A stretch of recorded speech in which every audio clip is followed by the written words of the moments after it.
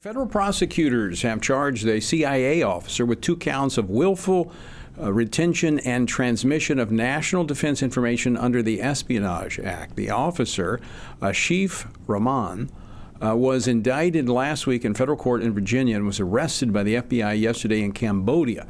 The information he has been charged of, charged for disclosing classified documentations allegedly showing Israel's retaliation plans against Iran. We've talked about this on the program before. So some are asking, are we putting the wrong people in sensitive key roles? Here in studio to discuss this, retired Lieutenant General Jerry Boykin, Executive Vice President here at the Family Research Council. General Boykin spent the last 4 years of his 36-and-a-half-year military career serving as the Deputy Secretary of Defense for Intelligence. He was one of the original members of the Army's Delta Force. General, thanks for joining me today. Good to be with you, Tony. So you held probably about the highest security clearance you can have. I had one at USURF, not clearly not that high. How significant is this? It is very significant. I was at the CIA when the Aldrich Ames thing unfolded.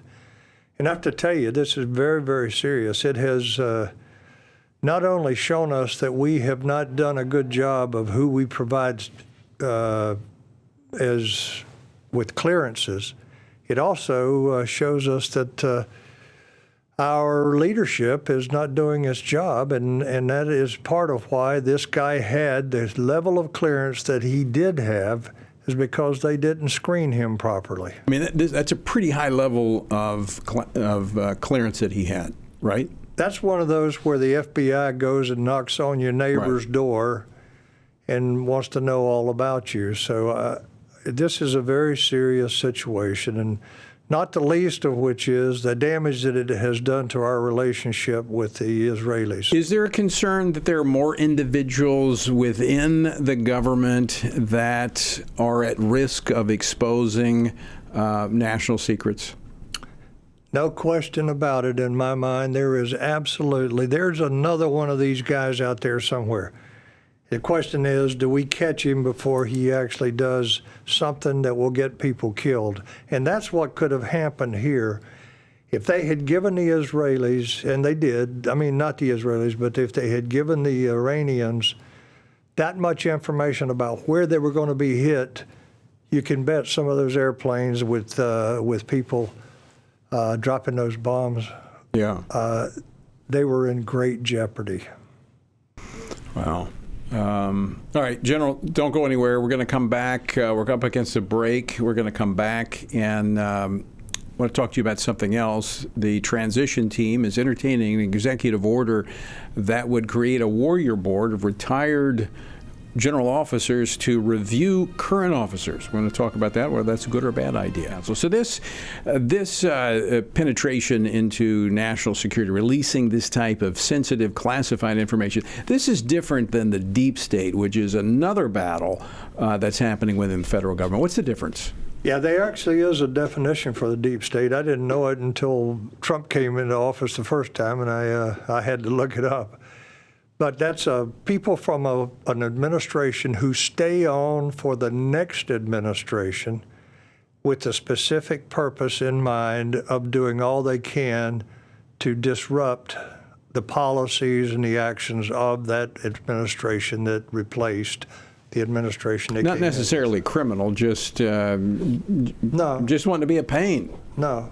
It's ideologically driven. Now, that could be one of their tactics, is to do something just like this guy has done here, just to create a problem for that administration. But no. This is different. This is different. Explain, do you think this is like a one-off, this guy just didn't like the policy with Israel, or could this be a plan? I mean, could this be a penetration into our national security apparatus? Well, I think this guy's probably an ideologue. If you look at his name, and again, names are deceptive, but if you look at his name, he's from the Middle East, apparently. I mean, that's what it looks like. And everybody in the Middle East. Should that be considered when we look at security classifications? Yes. I mean, doesn't this prove that it should? This guy should have never gotten a clearance. I don't know what they found in his record, but they can't turn their head but just so many times and look the other way when it comes to this kind of thing. Is this the result of we hear in the president-elect Trump is talking about this DEI, diversity, equity, inclusion. When you put that above military readiness, national defense, is this what you get? It is absolutely what you get, yes. And listen, I think Pete Hegseth is going to have a real tough job, but I think he can do it.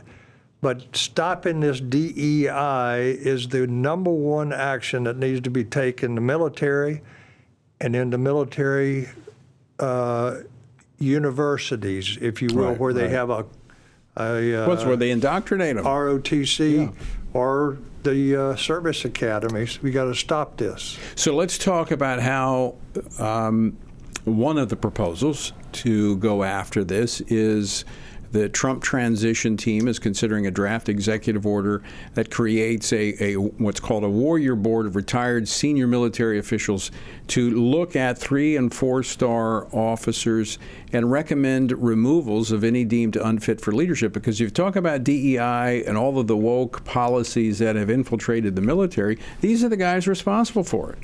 Yeah, that's right. And this is going to get a lot of resistance. I mean, there's going to be a lot of people that are going to stand up and say this is going to ruin our military. But the point is, you've already ruined our military. You've already put our military in a dangerous position because you haven't let them get out and train the way they should. You've stuck them in a classroom doing things that you call DEI. Now, this is not the first time this kind of thing has been done. And George Catlett Marshall did the same thing in 1941. And very similar to this, not exactly, but if you want it to work, you can make it work. And you can bring in people with special instructions. You can bring in the right kind of people that aren't going to be there for a vendetta or something like that. They're there to help the Army, Navy, Air Force, Marine Corps, and Space Force to get better and get the leadership that they need to take them into the next war. And there is another war coming. You think this is a good idea? Yeah. This could clean up we've watched over the last 15 years our military steadily deteriorating with a focus on the social experimentation that's been taking place going back. Began with Bill Clinton, but accelerated under Barack Obama. It's about leadership. It is all about leadership. And when you have leadership that will buckle to anything that they're told to do without at least showing that they don't agree with it and giving their reasons why they don't agree with it, you're going to get this kind of stuff. Will this at all affect having seasoned leaders? What kind of vacuum will this create? That's a good question. What you have is first of all, you have some guys that were told, well, we don't have another job for you. It's time for you to retire, because they weren't woke. You can bring some of them back, and some of them will come back, and some of them will be delighted to come back. But at the same time, you've got people that are standing in the wings that aren't getting promoted because we're promoting these people that are woke, that have a woke agenda themselves. So this could change our Army, our Navy, our services. Do you see this as potentially undoing some of the dangerous policies that we've seen, like the transgender and all of that? Could that lead to this? Could that lead to revisiting those policies? Yeah. All right. Well, I got somebody I'd like to nominate for this warrior board. I'll go. Well, that's who I'm looking at. If called, I'll serve. I will I'll definitely make that recommendation.